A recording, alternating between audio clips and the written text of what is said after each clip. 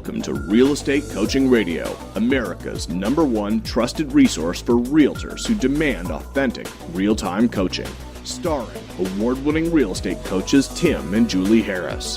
Get ready for unfiltered, full-strength honesty about what is truly working to get you into action and make you money in this new real estate boom. Now to our hosts, Tim and Julie Harris. Welcome back to Real Estate Coaching Radio, and we are your hosts, Tim and Julie Harris. And Julie, welcome to today's radio show. Thank you. It's fantastic to be here. We've got some important stuff to go through today, and it's going to be lots of fun and make our listeners lots of money. It's all good. So today's show was actually inspired by one of Julie's coaching calls that she had. And as you guys know, Julie and I, we personally handle we do 3 or 4 hours of personal coaching a day. And we sometimes will have a coach, one of our existing coaches, that wants us to help them start one of their newest clients. And that was the case with this gal in particular that Julie started working with. And Julie's going to do a handful of calls with her, and then she's going to go back to her normal coach. But in any event, and I'm only saying that for the sake of our regular coaching clients who are also our majority of our listeners, you guys know how the process works. So the question that this gal had, or at least what Julie discovered from asking her a bunch of questions is she really didn't have any handle on her market stats. And, I had to, Julie and I kind of take a step aside and think to ourselves, it's our fault for not really drilling down with all of you how absolutely critical it is that you know exactly what's happening in your market, and there's no better system for knowing what's going on in your market than the MLS. Julie, share with them what actually transpired, because it was quite interesting. Yeah, well, absolutely. So the premise of the call was that this particular coaching client was, and I know a lot of you guys can relate to this, she had some great active buyers who were very motivated. They were pre-approved, nothing wrong with the buyers, right? But she kept on writing these offers, and they weren't getting accepted. And she was writing a little bit under list, but by no means was it a lowball offer, okay? And so one of the issues was that one of the buyers kept on saying, well, I don't want to overpay. I don't want to go over list. I'm not comfortable going over list. So that led to a conversation about, in some markets, it's actually pretty normal to be a little bit over the list price if you expect to actually buy the house. And instead of presenting it as overpaying or going over the list price, if you knew that the average list-to-sell price ratio in the neighborhood that your buyer is looking is actually 102% right now, that makes paying 102% normal if you expect to actually close, which means an offer of 99% could be construed not really as a low ball, but definitely not competitive. Does that make sense, Tim? I mean, it's kind of convoluted in a way. Well, the bottom line is, guys, there are certain specific numbers that you have to have mastered, and that's what the topic of today's radio show is going to be. But before we get to that, and we're going to share with you, I believe, what those 5 numbers are, and we're going to tell you exactly how and why you need to know them, we have a couple of quick announcements. And what are those announcements, Julie? All right, so first of all, we want to give a big shout-out and words of many congratulations to Mr. Chris Heller, who is the new CEO of Keller Williams. Chris is a great guy, extremely professional, extremely experienced, so all of you KW agents are in good hands with Chris, so congratulations to him. And we also want to thank all of you for making, we say it in the intro, but 100,000 regular listeners is a huge milestone for us on this radio show. Help us to get to 200,000 listeners.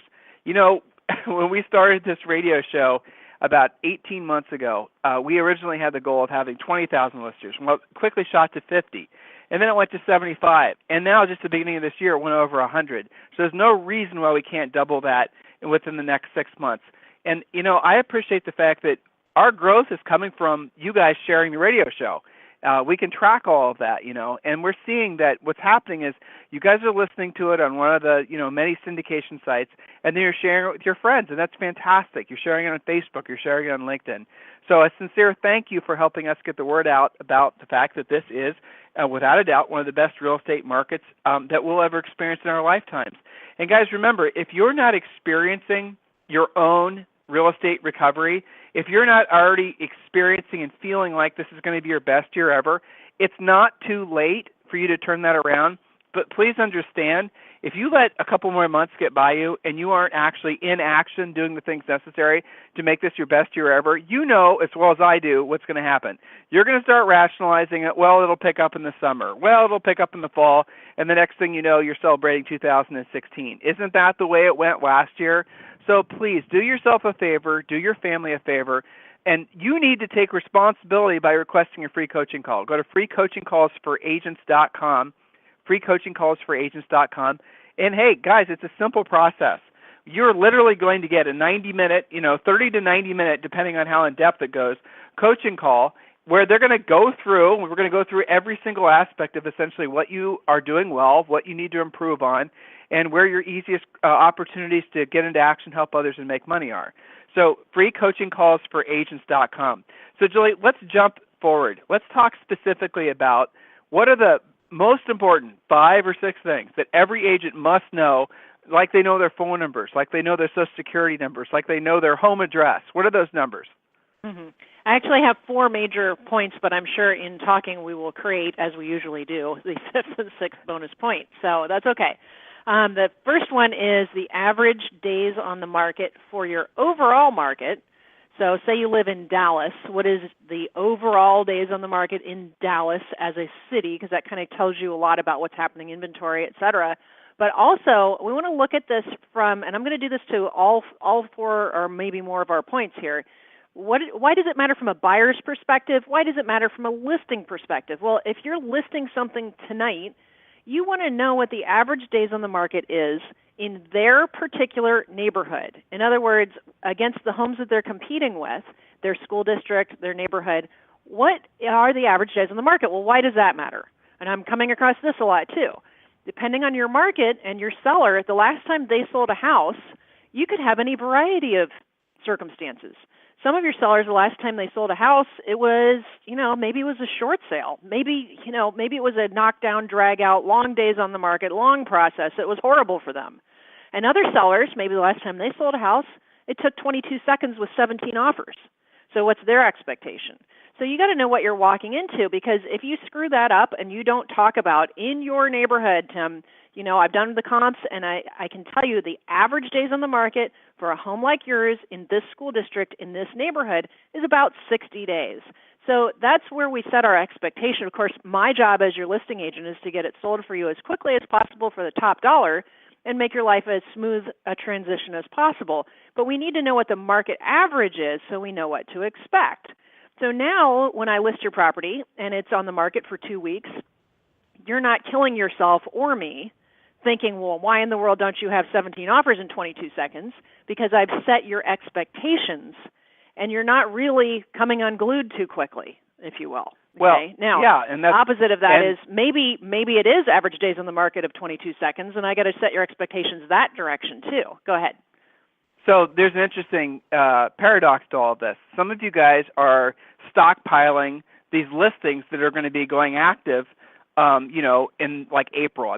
April seems to be everyone's favorite month to put a house for sale. And, you guys are telling us about your listing leads and these folks that have promised their houses to you. Just a couple quick coaching notes. Number 1, you have to get the contract signed. Just predate the contracts so that, in essence, some other realtor can't go in there and swoop in and get the listing from you. So if someone's promised you future business in the form of a listing, get the contract signed now. Please don't make that mistake. Remember, your coach told you that. And number 2, you need to really give these sellers some market statistical type advice saying right now, in the last, say, for example, 180 days, or in the last 90 days, the average days on the market's been 60 days. In some markets, you guys know, things are selling, with essentially no effort, almost overnight, and I get that. So you have to, again, recognize that market is going to shift. There are going to be more houses that are being put for sale. The sellers right now are very much in control in most markets, as they have been for the past, 5 or 6 springs in a row. It's always been like this at the beginning of the year. And what happens towards the end of the year? the stuff that was overpriced, or the sellers that timed it wrong, or the realtors that timed it wrong, end up basically having their stuff sit on the market through the summer. So if you know the days on the market, and it's, say, for example, 60 days, Mr. Seller, the fact is that as we wait towards the spring, that days on the market is most likely going to extend, and it could extend quite significantly, because not only you, Mr. Seller, but I'm talking to dozens of other sellers who are all talking about, frankly, cashing in on this great seller's market. And, of course, a lot of folks are going to be putting their properties for sale around April. So it makes sense to you, and it makes sense for your pocketbook if you put the property for sale now versus waiting 90 days. Again, most sellers are using that as an excuse. Put it for sale now when we have no competition while you're still in control, so you can make the most of this killer seller's market. And again, leverage the whole days on the market excuse, or use that as a reason for them. Mr. Seller, would you rather have the house for sale for, say, 30 days or less, as the market is now, or typically in the summer it can be on the market for months, 2, 3, 4, 5 months, just depending. You want to have, essentially your goal is, I'm sure, the most money in the shortest period of time and the least hassle. Well, this plays, having it for sale now and leveraging the fact that we have very low days in the market, plays into all three of those desired goals. What's the next point, Jules? Okay, so before we do that, I want to talk a little bit about the buyer side of days on the market. If you're getting ready to write a buyer contract, you need to know what is normal for the market versus your subject property, right? So if this has been on the market for massively longer than normal, you might have a little bit more wiggle room on your negotiating. If it's been on the market for 1 day and the average, is to get 10 offers the first day it's on the market, well, you're going to want to come in higher, aren't you? So you got to know the facts from both the listing agent standpoint and the buyer's agent standpoint. So let's talk next, Tim, about the list to sell price ratio. Most agents know what that means, but just to clarify, it's the difference between the list price and what it actually sells for. So if something is listed at $100,000, just to keep the math easy, and it sells for $95,000, well, you have a 95% list to sell price ratio. In other words, in that neighborhood, you can expect to negotiate down by about 5% if it's a 95% list to sell price ratio. So why is that important from a listing agent standpoint? Well, a lot of sellers are going to say to you, I want to price it high so we have room to negotiate. Well, so maybe you price it 5% high, and that is commiserate with your marketplace, but you don't want to let them price it 20% high thinking they've got wiggle room. They just won't get any offers at all. Does that make sense, Tim? Absolutely does. And the other thing that's nice about the days on the market, you guys, again, coaching students, I'm preaching to the choir here, but make sure when you're using your pre-listing pack and you're using your listing presentation, your complete home seller guide, that's where our listing presentation is called, make sure that you know the days on the market, and then you can compare your hopefully better days on the market to whatever the MLS's is. And most MLS's, you're going to see the days on the market is going to be at least 3 or 4 months. Well, if your days on the market is 33 days, that, in the mind of the seller, is going to be a huge advantage to doing business with you versus any other average agent. So the days on the market, again, the list to sell price ratio, those things are really, really relevant. And guys, be careful, because make sure you're using the list to sell price ratio. And say, for example, you're on a competitive listing, and the other agents are not necessarily using the most accurate portrayal of the data. For example, they're using list to sell price ratios based on the final list price. That's not really giving the seller true information about the type of market it is. So you'll see agents a lot of times, they'll go in there and tell sellers, well, in this market, everything sells for, 97%. Well, the reality of it is it sells 97% after 4 price changes. So all this little stuff is important so that you can give, details. And, if the seller is analytical, or if they're, mindful of their money, as, hopefully most everyone is, the fact that you guys have a mastery of this data, or at least you have the ability to explain it to them, whereas the other agents just, use the CMA program and turned out some CMA and didn't really know how to explain all the ramifications of the numbers, they're going to list it with you because you're going to seem more professional, because you are more professional. Jules, what's the next point? Because professionals know their numbers, at least hopefully. Okay, so be a professional. Don't be a hack that doesn't know what's going on. So from a buyer's perspective, knowing the list to sell price ratio, a lot of you guys have buyers that, for whatever reason, whether it's cultural or whether it's ego or whatever, maybe too much HGTV and Bravo, I don't know what causes this, but they think that they're supposed to come in and negotiate really hard. And so you figure out, based on their alleged offer that they want to come in, that their offer is really only about 87% of list price, and assuming the home is priced correctly, then you have a conversation that goes like this.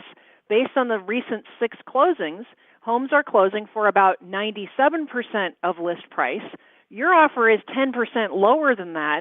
I'm curious why a seller would ever even consider an offer like that, knowing the numbers. Now, you do want to actually buy the home, right? We're not just going to try and negotiate, because these are public record. This is, the listing agent knows it, the seller knows it, and your offer is 10% lower than what could be expected. So why don't we go ahead and offer something that will be more acceptable? That way we can actually get you the home. We're basing this on market stats, not just because I say so, but because this is what's actually happening in the marketplace. Amen. Yeah, so, from both perspectives, list-to-sell price ratio matters. Now, the next item on my list is the potential appreciation, or in, not very many markets anymore, but depreciation. There are certain pockets that are maybe depreciating because of what's happening around them. But most of your areas are going up in value. So by how much, right? Everybody wants us to be in this big real estate boom, and by all means, we probably are on that trajectory, but by how much? So one of my clients I spoke with today, Tim, year-over-year appreciation in her market was 17%. She had a buyer who was pretty nervous about having to compete and had gotten close on some property, but was dragging her feet. So they had a conversation about the longer you wait, the more you're going to end up paying. So she could do that because she knew it was going up year over year, 17%.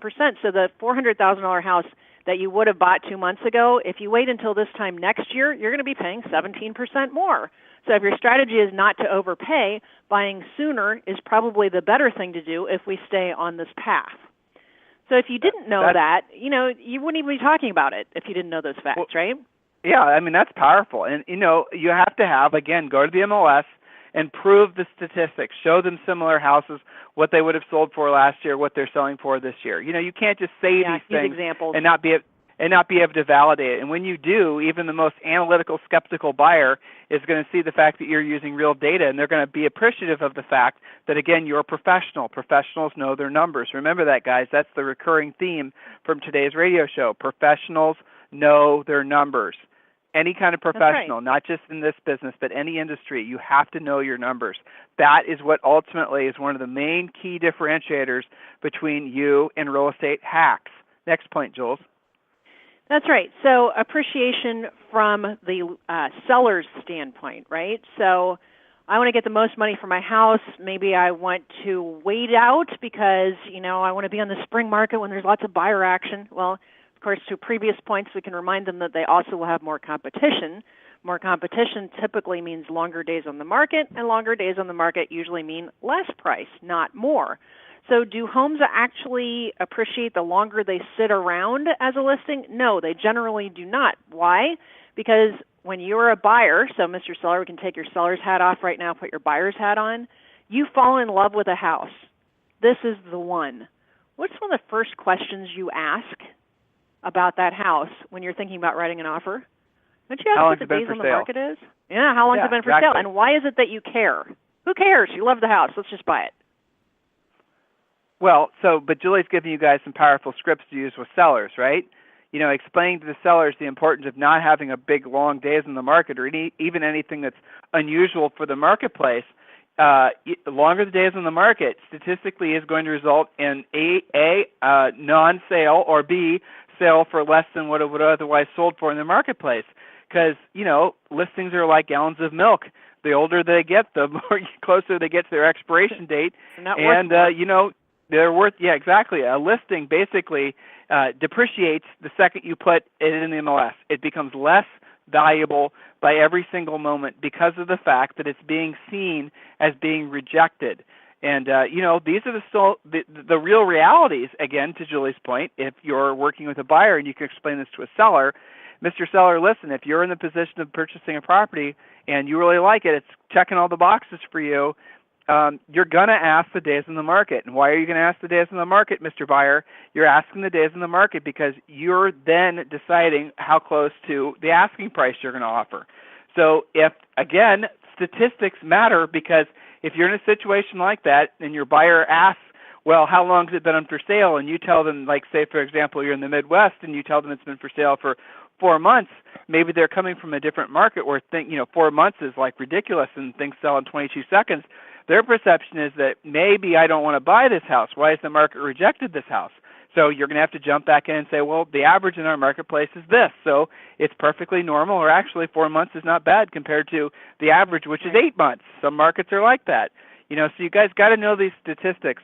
The other thing that's interesting about knowing all these numbers, Julie, I mean, there's a lot of other little drill-down facts we can give these guys, but these 4 major points are definitely the most important ones, is that when you're in line at Starbucks or at the grocery store and someone hits you up about real estate, most agents don't know really what to talk about, so they kind of just, how's the market? Which is why they don't talk about it. Yeah. Right, exactly. They stay as secret agents. But if you have statistics, if you have market information that, you don't just all of a sudden start giving them the nightly business report on real estate values, but you can start talking to them about the realities of the marketplace. Well, the days in the market was this, and now it's that. The list to sell price ratio was this, now it's that. By the way, who do you know that I should be helping get their home sold to take advantage of this incredible seller's market? So now I'll tell you something else I'm seeing is a lot of you guys, again, dealing with sellers, because that's our main focus, is teaching all of you to be listing agents. A lot of you are coming across sellers that are apprehensive about knowing where they're going to move after they sell the house. So you've done a great job convincing them that this is an opportunity for them to cash out and get the most for the house. And I 100% believe that the market's going to at least reach equilibrium between supply and demand by mid to late this year, but it actually could in some markets start favoring the buyers again. Statistics basically prove that that shift is already taking place. For you doubters out there, those of you who are convinced that your market is 100% selling itself and everything's selling, go into the MLS and go do a search back, say 180 days, and to see how many expireds there have been. Now, in some markets, agents know not to, they'll basically have them show up as withdrawn or canceled because they don't want other agents listing their expired listings. So put an expired, withdrawn, and canceled. And look at the numbers. Don't rationalize why one thing expired, or don't let your personal biases enter into it. Well, that one expired because of this, or that one expired because of that. Just look at the sheer numbers. So then the next question you have to ask yourself, if the market was truly hot and getting hotter as you believed it would, wouldn't those houses, even if they did have some issues, wouldn't those have sold already?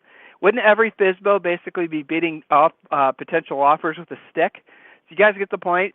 The market's definitely starting to shift at different velocities. Nothing to worry about. Please don't overreact. Don't flood our emails with a bunch of questions because you're panicking about your market.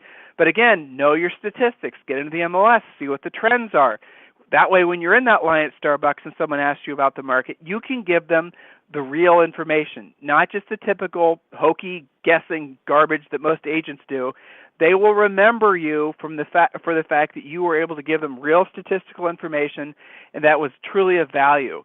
If you were in this position of being a prospective seller and you had a conversation, you didn't have a real estate license, and you had a conversation with an agent about selling the home, and they knew market stats, like we're asking all of you to know market stats, wouldn't you at least interview them for the job of selling your home, let alone just go ahead and hire them because they were so professional? I mean, Julie, it's these tiny little things that give agents confidence. It's not a lot. There's not a difference. Like if you were to actually study a top producing agent from just a low or average producing agent, they're not like 100% different from each other. They're maybe 10 or 20% different, but it's that 10 or 20% that's going to get you all the results. Does that make sense, Jules? Yeah, it absolutely does, because that's what makes the difference between you being the agent walking out the door with the seller saying, we'll follow up and let you know after we talk to some other people, versus you being the agent who walks out the door with the signed contract. It's that That's extra right. 10-15% that makes a difference.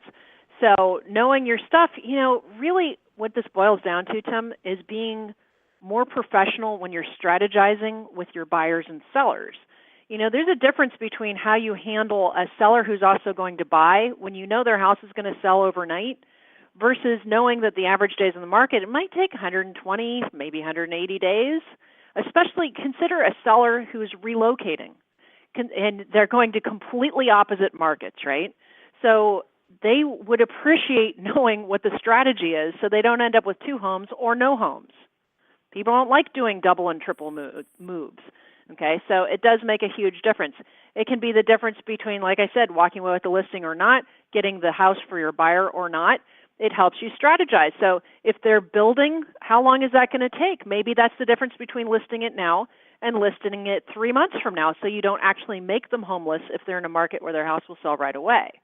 You need to have conversations that go both ways. If we sell this weekend and it's the perfect buyer paying the price that we want and closing quickly, and your house isn't built yet, what's your interim plan? It's better to get those conversations out of the way than when you're trying to negotiate, because you guys all have little panic attacks when sellers get nervous and get a little contentious with you. Well, what causes that? The feeling of being out of control. The only way you're going to help your buyers and sellers feel like they have control, which incidentally means that they'll behave better during the transaction for you and cause less stress for you and your other clients and the other agent, is if you actually have a logical strategy based on facts. So if you want to have easier transactions and less stress in your life, especially those of you who are doing quite a few transactions at once, make sure you know your market stats so that you're not creating things like possession date problems, closing date problems, double moves, having to rent, blowing through their down payment because they had to move twice, all of those types of things. So, I think that just makes sense for all of you to know this, and all of these facts come right out of your MLS. You don't have to buy some fancy online monthly service other than the MLS you're already paying for. So last and final point, Tim, which is pretty quick, is the inventory level. It makes a difference how you're going to price a house. If you're the only one on the market in a relatively hot market, you can probably price a little more aggressively. But if you know you're going to be competing with 10 other homes and every one of them has been on the market at least 60 days, you better be priced in that lower quadrant if you want to win, because you've got a lot of competition. So what is the inventory doing? This also affects you from the buyer standpoint. Maybe they miss out on this house, and it was 90 days since the last one came on the market. So that's going to be a long relationship. And that's why you want to listen to previous radio shows about creating inventory if you're in a low inventory situation. So hopefully today we've given you some tools and some facts to know. We talked about average days on the market and how it impacts buyers and sellers. Talked about list-to-sell price ratio and strategies for that, appreciating markets or not, as well as inventory levels. So, Tim, any parting thoughts about knowing this kind of detailed, kind of analytical stuff? I mean, yeah, it causes them to have a little bit more work before they meet with their clients. But if that means that you end up with more closings, then that makes us happy coaches, I guess is what I would say. Yeah, absolutely. Bottom line, guys, is that, again, these little 10%, 20% things that you can implement that doesn't take a lot of time, that makes you confident, that makes it so you won't be a secret agent, that makes it so that when you're in line at Starbucks and the conversation about real estate pops up, you have real statistics that you can interject into the conversation that makes it so people value your contribution. It's not just, hey, it's a great time to buy, it's a great time to sell. Matter of fact, you should just strike those words from your vernacular. Yeah, because if that's your script, you're running out of script in about one breath, if that's all you got. That's right. That's exactly it. So listen, guys, it's something else that we're always really proud and encouraged to share with you. MojoSells.com. I'm just hearing fantastic. All of our coaching clients that are at the KW event in Florida, one of the recurring themes that we're hearing from all of our coaching clients was, you know what, Julie, and Tim, KW agents, they're telling us, they're essentially preaching exactly what you guys have been preaching for over a year. One of the things we're suggesting all of you to do if you're serious about becoming listing agents is subscribing to MojoSells.com. Truthfully, okay, I'm going to go out on a limb here, the only real expenses that you need to have in your business is obviously your coaching and then MojoSells.com. There really are no other expenses that you have to have.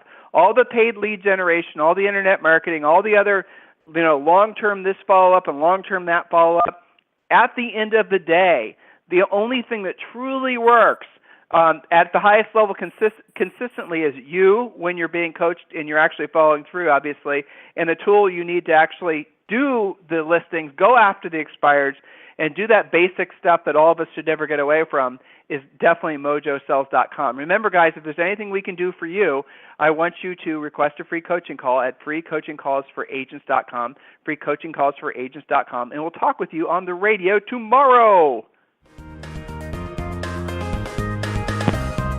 This program has been a presentation by Tim and Julie Harris, Real Estate Coaching. For more information on our real estate coaching and training programs, visit our website at timandjulieharris.com. Remember to tune in weekdays at noon for upcoming shows, and until next time, thank you for listening to Real Estate Coaching Radio with Tim and Julie Harris.